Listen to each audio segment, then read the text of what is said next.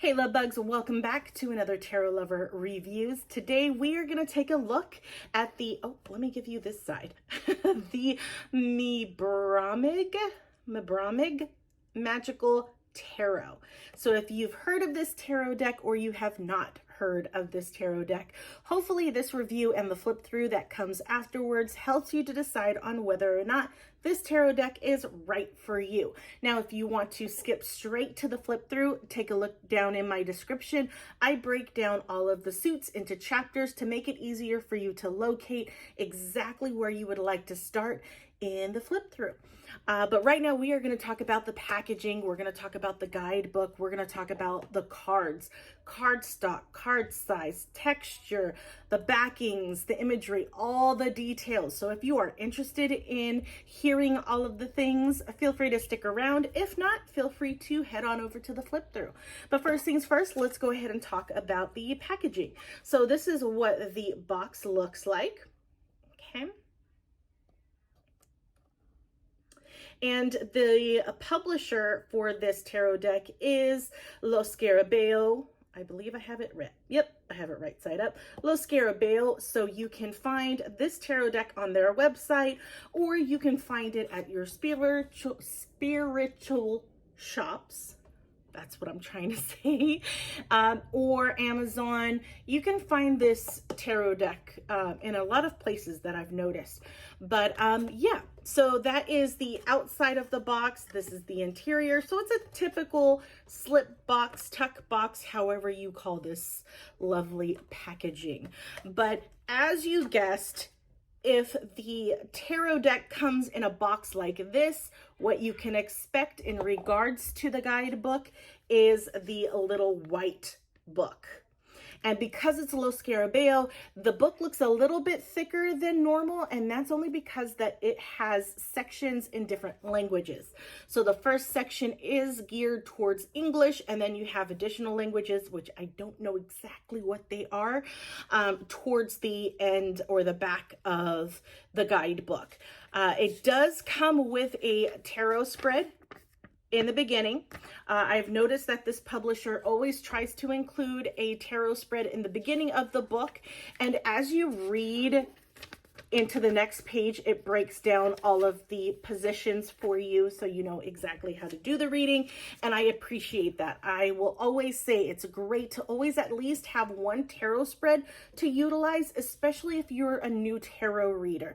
I find that it's always helpful to at least have one within the guidebook that the reader can, reference to instead of Googling or looking up a tarot spread that would best suit or just any tarot spread to use with their new tarot deck. So that is wonderful.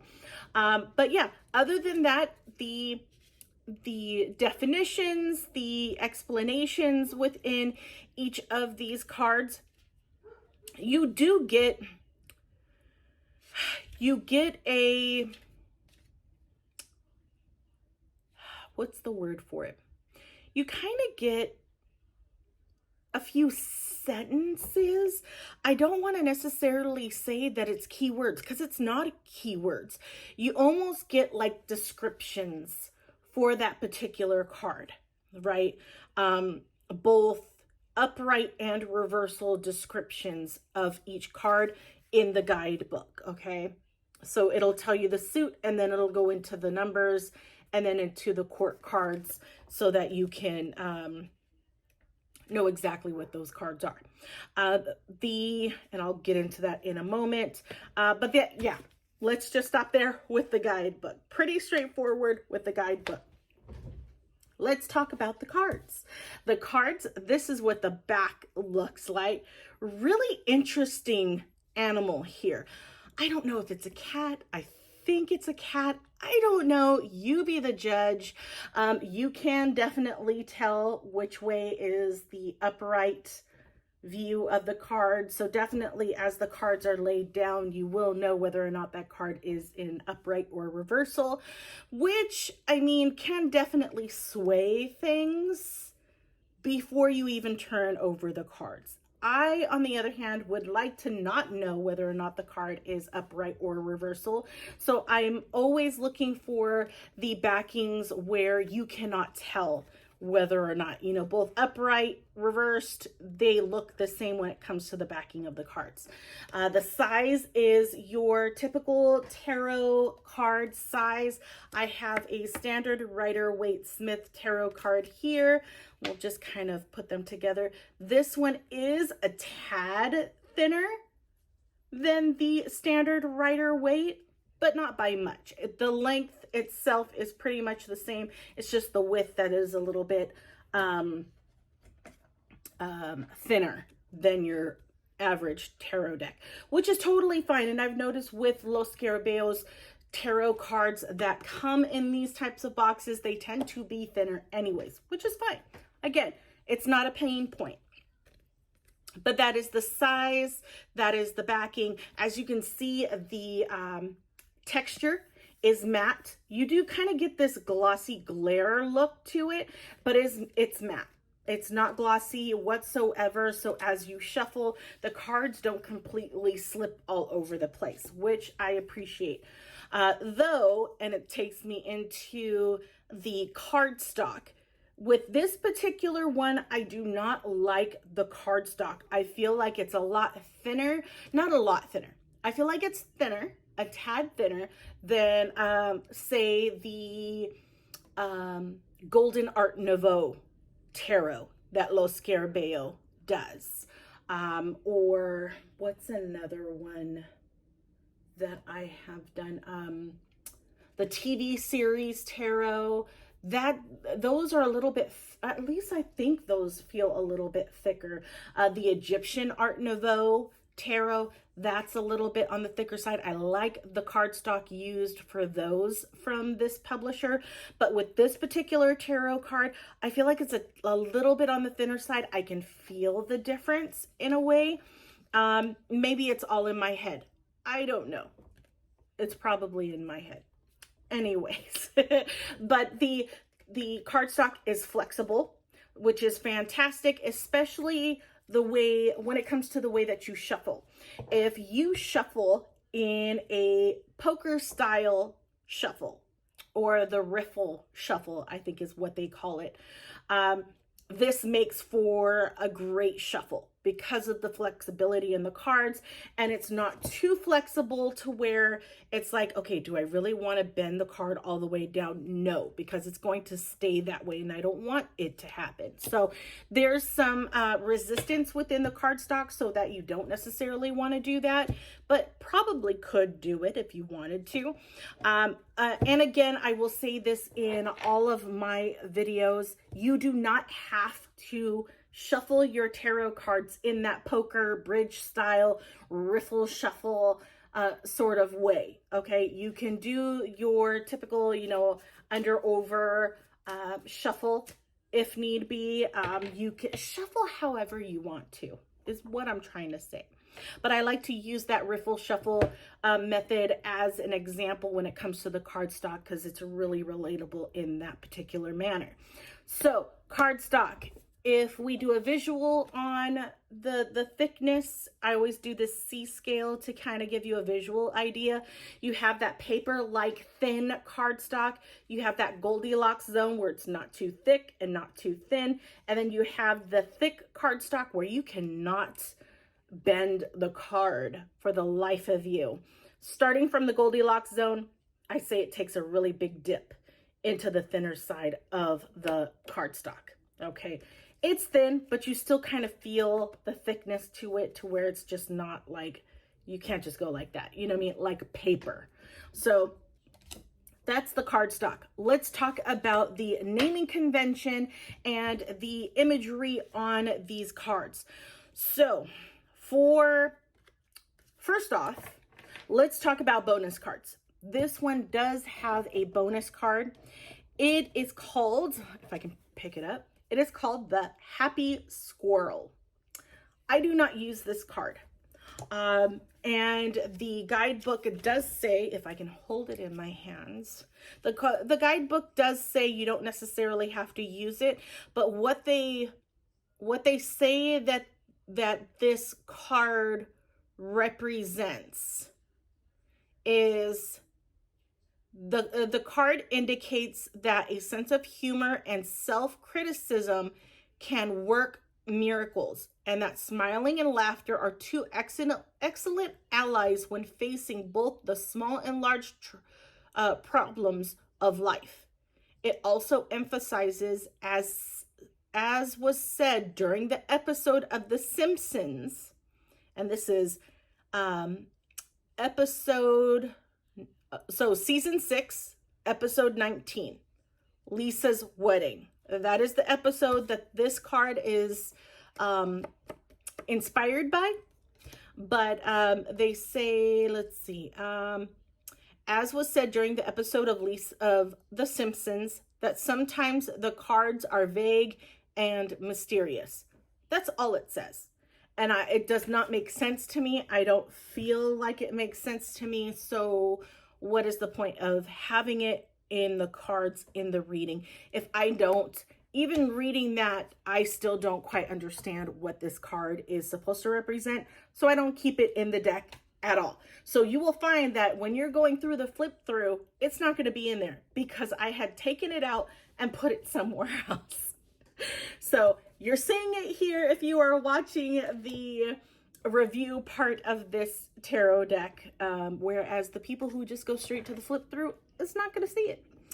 Anyways, so the naming convention, let's start with the naming convention. I am comparing both the naming and the imagery based off of the Rider-Waite-Smith tarot deck. The reason why I do that is because a lot of the guidebooks out there and a lot of the tarot decks out there that have been created all gain inspiration from the Rider-Waite-Smith tarot deck. Okay, so if you were to buy a guidebook out there, you are most likely going to see imagery from the Rider-Waite-Smith tarot.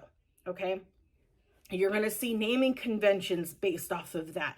So I like to be able to use that as a comparison when I'm doing these reviews to give you an idea of exactly what you can expect with this tarot deck that I'm reviewing. So with that being said, naming conventions, there is no words on this tarot deck other than happy squirrel. The major arcana only have numbers, okay? And the minor arcana has the icon that it's representing, and then whatever the number or the court card it's representing for that card. Okay, so for this one, it would be the Page of Pentacles. So all of the cards do not have any words. I don't think that that's a big problem. I think from a newbie point of view, you might have a problem with the major arcana because it's just the Roman numeral of that card, but it's not a make or break. You can utilize the guidebook. That's why it's there. That's why you're learning, you know, all the ins and outs. So I don't see it as a problem, but again, if you are new to tarot and you're trying to learn the major arcana, it's always helpful when the name of the card is located somewhere on the card itself. But again, a lot of the tarot decks out there are not going to have the name of the card on the card. Normally it's just a number, right? A Roman numeral. So keep that in mind. So that is the naming convention. No, I take that back. Let me back up. So naming convention in regards to, what is it? To the page. The page for this tarot deck, although it does not say it, if you were to look in the guidebook, it says knave. Okay, so the pages in the guidebook are called knaves and not pages. That's a naming difference. The pentacles are still pentacles. Minor arcana utilizes the same naming conventions. So pentacles, cups, wands, swords. And the major arcana is the same way within the guidebook, although it is not listed on any of the cards again. So that is the naming conventions. Let's talk about the imagery. So as you can see with the Page of Pentacles, It does follow the Rider-Waite-Smith imagery to an extent, obviously, because these are all animals, all birds, dogs, bats, all different types of animals. So there's going to be the artist's style, but it is largely, highly inspired by the Rider-Waite-Smith imagery.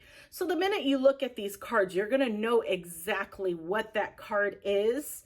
If you've already gone through the cards and you're familiarized with the Rider-Waite-Smith imagery. So I think that definitely helps as well if you've been working strictly with the Rider-Waite-Smith tarot deck. I think it definitely helps this tarot deck if you wanted to get into it, because the imagery is pretty closely the same, with the exceptions of, you know, all the characters being animals.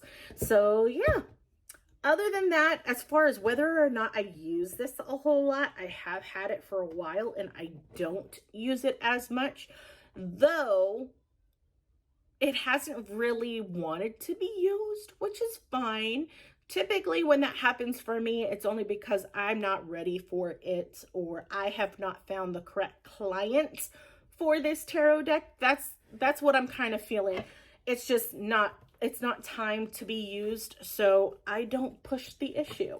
I really love the imagery, absolutely beautiful. I love the artwork. I love the choice in animals. I love the way that they're portrayed within this particular tarot deck. So hopefully, some way, somehow, this review has helped you. And if it has, leave me a like below and check out my channel to see if there are any other tarot decks that I have reviewed that you might be interested in watching as well.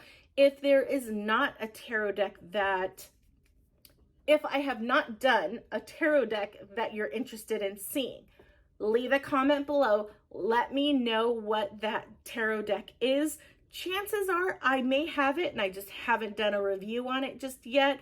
But if I don't, you just gave me a reason to buy another tarot deck. So thank you. But yeah, let me know and I'll check it out. But without further ado, here is the flip through. Enjoy, and I'll talk to you guys later. Bye guys.